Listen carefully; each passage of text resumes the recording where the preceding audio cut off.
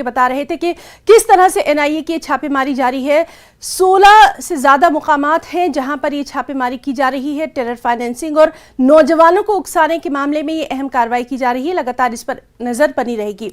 एक और अहम खबर आपको दे दें, पुलवामा से खबर, एसआईए का छापा पड़ा है।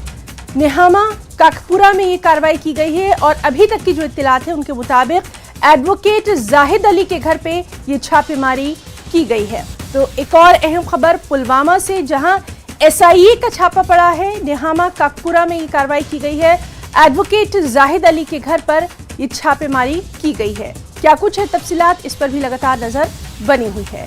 और सीधे रुख करेंगे पुलवामा से हमारे साथी बिलाल खान का। बिलाल, इस अहम खबर पर तफसीलात चाहेंगे।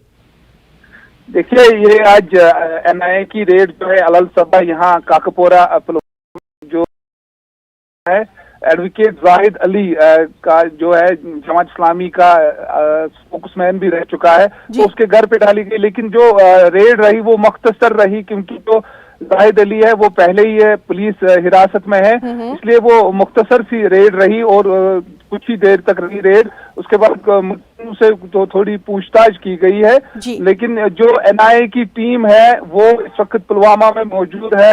यही खदशा जाहिर किया जाता है कि रेड अभी और होने वाली है, लेकिन पूरी टीम जो है वो पुलवामा में इस वक्त मौजूद है। ताहम अभी तक किसी की इसमें गिरफ्तारी अमल में नहीं लाई यहाँ पर मौजूद है। लेकिन यही कहा जाता है जो टेरर फंडिंग मामला है उसी सिलसिले में ये रेड कंडक्ट की गई। जी बिलाल, बहुत बहुत शुक्रिया अदा करना चाहेंगे आपका तमाम तर जानकारी के लिए।